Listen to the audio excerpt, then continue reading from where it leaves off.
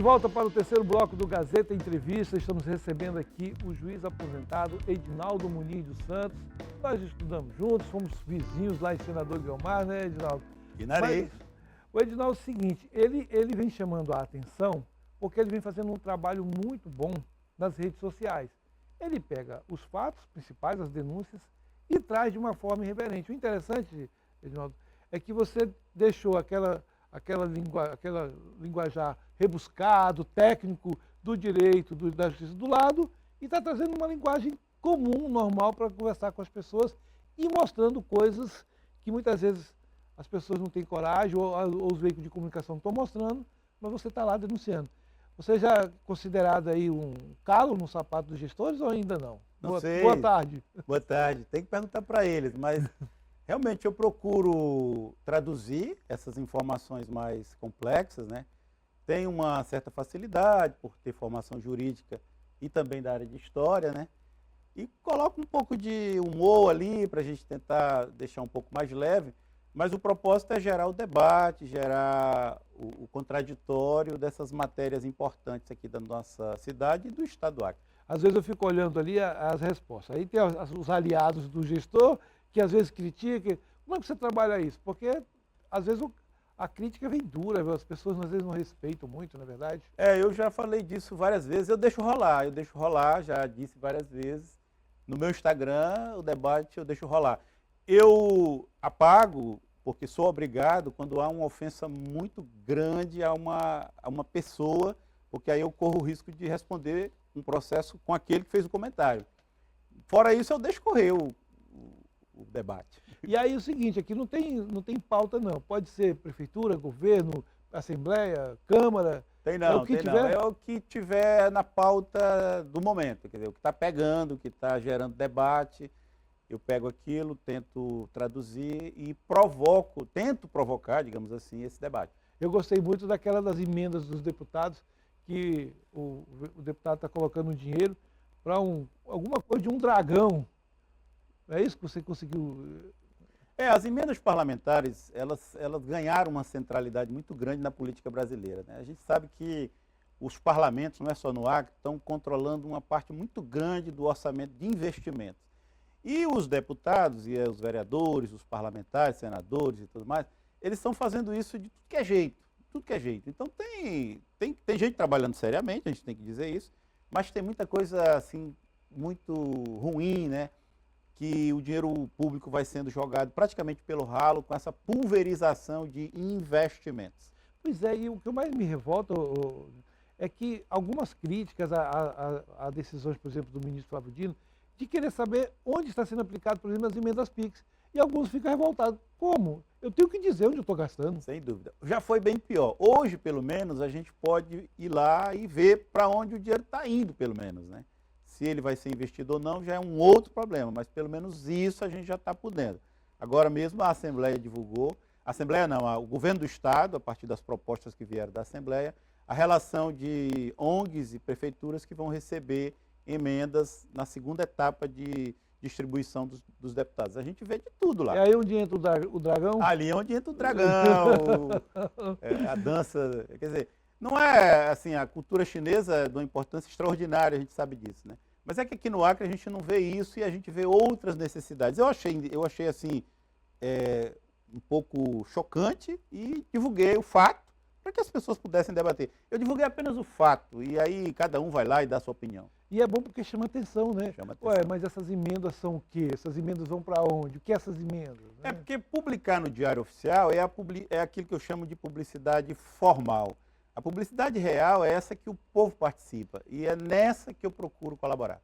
Tem um videozinho? Tem, produção? Só para te mostrar, isso aqui é um vídeo que eu separei. Seu mais recente, não é? Esse é de hoje. Dá para soltar? Olha, estamos começando a semana, como de praxe, com mais um ônibus quebrado. Eu sei que isso aqui já encheu o saco, né? Porque todo dia, toda hora acontece, mas é importante a gente registrar isso, porque a RB Trans, que já vinha muito mal das pernas, agora simplesmente afundou em uma crise gerencial sem precedentes, que paralisou a instituição E a instituição que já não funcionava, agora gira em torno dessa crise, sem pensar, sem fiscalizar o sistema de transporte coletivo.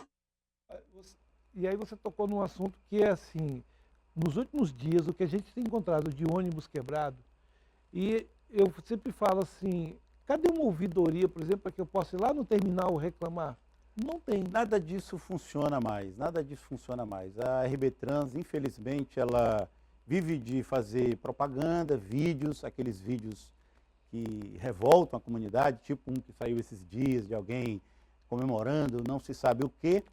Quando tem muita coisa para ser feita, tem uma licitação para ser feita há 4 anos que o prefeito vem segurando ali, não se sabe por que ele está tão envolvido com essa empresa.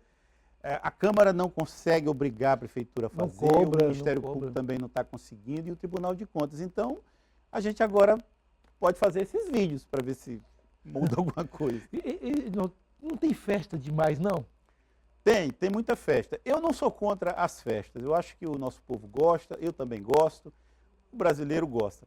Agora é preciso conciliar as necessidades, o gestor precisa conciliar as necessidades. Quando você vê, por exemplo, que o prefeito Bocalon está projetando de gastos para o final do ano, e você compara com outros gastos, você vê que ali há uma nítida intenção, que você não consegue provar, que ele está querendo fazer a despedida dele para ir ser candidato. Então ele não está mais ligando para nada. Vai gastar rios de dinheiro com a festa de final de ano para fazer o seu último ato de propaganda como candidato a governador e não está ligando para a despesa. E o governador também está preparando uma, né? O Roberto Carlos. O governador do mesmo jeito. Aliás, eu não sei quem aprende com quem. O governador está projetando trazer o Roberto Carlos também para a sua despedida. Agora, isso é legal, Edinaldo? É legal, infelizmente, porque você não consegue provar essa intenção. Eles conseguem dizer que é a festa pela festa porque o povo precisa. E quem é contra de mostrar esse lado, não que não deva ter a festa. Nós temos que ter, sim, a decoração natalina, as festas, mas com gastos mais comedidos. E não dá para fazer uma festa faltando medicamento lá na fundação, por exemplo. Não, é como eu disse, tem que conciliar as necessidades. Se você tiver, como gestor público, uma pessoa que está sofrendo de dor, como a gente viu esses dias, e uma festa para ser feita, você tem que primeiro resolver a questão da dor. É uma questão de prioridade. A gestão pública é difícil para todo mundo, eu não estou dizendo que é fácil. Eu já fui gestor público, hoje estou em atividade, mas eu sei que é difícil. Agora, quando o gestor público opta por uma decisão mais fácil, aí fica tudo muito mais difícil. Mas é porque estão antecipando as eleições? O Acre vive de eleição, né? Acho que a gente tem esse hábito, o Brasil inteiro, mas eu acho que não é só isso. É falta mesmo de olhar para o futuro do Estado, do município, sem planos. Qual é o plano que o prefeito João Bocalon tem para Rio Branco? Ele não tem plano nenhum, ele vive de festa, vive de comemorar e de se dedicar a uma candidatura de prefeito. Ele não sentou ainda na cadeira de prefeito.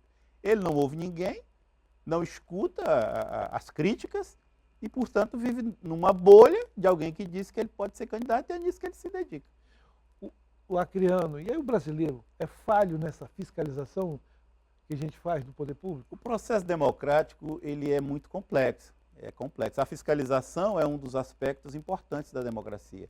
Mas ela, como todo o processo, não é uma coisa tão simples. Você tem imprensa, você tem judiciário, você tem Ministério Público, você tem a cidadania e cada um faz um pouco da fiscalização. E isso não é algo assim que você fiscaliza e melhora. É um processo lento que vai sendo construído ao longo dos anos. Eu vejo muita crítica também, assim, as pessoas esperam muito mais também do Ministério Público nessa fiscalização. Eu, às vezes, sinto em alguns setores, eu também sinto essa falta do MP. Eu acho que há um certo exagero na cobrança do Ministério Público, porque tem algumas coisas que nós é que devemos fiscalizar e criticar para que o político possa eventualmente reconsiderar. Por quê? Porque quando o gestor público está agindo dentro daquele espaço legal que ele pode agir, é muito difícil o Ministério Público contê-lo. Então, dentro desse espaço, por exemplo, o prefeito João Bocalon vai gastar milhões e milhões no final do ano. É uma despesa legal, ele fez um edital, vai ter uma empresa contratada, não tem como o Ministério Público barrar isso. Quem poderia barrar seria a cidadania, mostrando isso, que é uma despesa muito chocante para uma cidade tão pobre. E com isso, o gestor às vezes reavalia, mas o Ministério Público não tem como conter essa despesa. Ele teria como conter se encontrasse alguma ilegalidade na licitação, na decisão de fazer, mas isso ele não vai encontrar. Onde é que o senhor vê os piores problemas do município e do Estado? Olha, nossos problemas são muitos. Acho que a gente tem que começar, tendo calma, né? Eu diria que a saúde, falando do município e do Estado, a gente ouve muita reclamação, muita mesmo. E é um tema que comove bastante. A infraestrutura também, aqui simplificando com as ruas, mas vai além disso. É outro tema que também incomoda demais a cidadania. A gente ouve demais críticas quanto a isso. E, especificamente em Rio Branco, o transporte coletivo para a população mais pobre, que ainda está usando o transporte coletivo e está sofrendo bastante com esse caos que está vivendo aí fora. Como é que o senhor vê? Eu olho muito também uma falta muito grande, por exemplo, na agricultura familiar. O ribeirinho, esse sofre muito. Sofre. E a gente vive de propaganda, porque se você olhar os dados dos últimos anos, pegando aqui a prefeitura do Tião Bocalon, o governo do Gladys, as coisas têm piorado. Não sou eu que digo, são os dados do IBGE, de pesquisas sérias.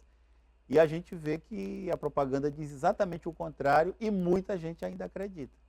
O prefeito Tião Bocalon, inclusive, faz disso uma marca, né? É o homem da produção, mas quando você pega o mandato dele, a produção despencou. Aí como é que pode um negócio desse? Quando a gente olha a propaganda do governo, da prefeitura, parece que a gente está em outro estado ou não? Eu me sinto em outro estado. Eu gostaria de pular para dentro do celular ou para dentro da TV, porque é um mundo maravilhoso que a gente não vê aqui fora. Então, eu acho que falta muito da população cobrar também, não falta? Eu acho que a gente pode melhorar nisso. Eu acho que o nosso povo precisa de mais informação. Acho que aí, eu não vejo como o povo culpado. Acho que o povo é a vítima. A gente precisa dar ao povo a informação, criar mecanismos, criar o debate, porque dando a informação, as pessoas começam a se manifestar e o gestor reage. Por exemplo, quando você diz, emenda está sendo encaminhada para tal coisa, a pessoa olha, opa, mas isso é um absurdo. O parlamentar não tinha ouvido isso. Quando ele ouve isso nas redes sociais, na imprensa, em uma reunião, aí ele, opa, tem alguma coisa aqui que deu errado. Eu usei agora há pouco, mostrando para o vereador, aqui o Educandário Santa Margarida, você conhece, né? Sim. Ele vai receber 60 mil reais em emenda. Mas tem uns institutos aqui que vão receber 2 milhões e 400. Olha que comparação. Olha, o Educandário, no governo Gladys, não sei se você ainda lembra, lá no início teve uma crise terrível. Ele vive pedindo, vive na pindaíba, vive fazendo campanha. Aí os vereadores, quando vão destinar recursos, fazem isso. 60 mil, né? Que você falou aí. Mil. Até tinha interesse nessa tabela, hein? Vou lhe passar. 60 vai mil virar um vídeo aqui. para o Educandário e 2 milhões para uma instituição, uma ONG, né? Uma instituição privada, que tem ligações que todo mundo aqui no Acre se conhece, né? Não vou citar, mas a gente sabe as ligações, porque o Acre é pequeno, a gente se conhece, todo mundo sabe quem é quem. Exatamente. E aí você vê isso, o povo vê isso, mas que absurdo. Aquela outra instituição lá, o Lar dos Vicentinos, vive pedindo dinheiro. Não está nem na relação aí. Vive, sabe, fazendo cotinha, os idosos lá num sofrimento terrível. Aí você vai olhar uma relação dessa, a relação dos deputados estaduais, não tem dinheiro lá. Aí você vai encontrar milhões e milhões para essas ONGs, amigas de parlamentares. O acreano sabe escolher bem, ou ele está sofrendo a consequência de algumas situações que terminam ele levando alguns políticos ao Eu cargo? acho que o acreano escolhe bem. É que, como eu disse, o processo de escolha na democracia ele é muito complexo, muitas coisas interferem. O povo, quando escolhe, eu acho que escolhe bem, com base no que pôde escolher com as informações que tinha. O povo do Acre é muito envolvido com política. Eu diria que o nosso povo ele é muito politizado. Agora é aquele negócio, você precisa ter a informação. Quando alguém controla a informação e não deixa chegar na ponta para o eleitor a informação correta, a informação crítica, aí o eleitor pode fazer uma escolha com base em outros critérios que ele está levando em conta, mas não está levando em conta esse outro. Por exemplo, você chega, a ONG tal ganhou 500 mil reais. Aí a pessoa, mas a ONG é séria e tal, trabalha direitinho. Tá, aí o Educandário ganhou quanto? Ganhou 60. Aí não, mas aqui tem um contraste aqui. Isso pode não estar certo. Então, às vezes, você diz, bom, mandou para a ONG, beleza. Ah, mas não mandou para o educandário? Então, está errado. Entendi. Então, às vezes, precisa comparar as informações. Então, bom, para a gente encerrar a nossa conversa, eu queria que você dissesse assim, o que é que eu, como um cidadão, posso fazer, então, para evitar cair nesses golpes? Ficar atento, buscar as melhores informações.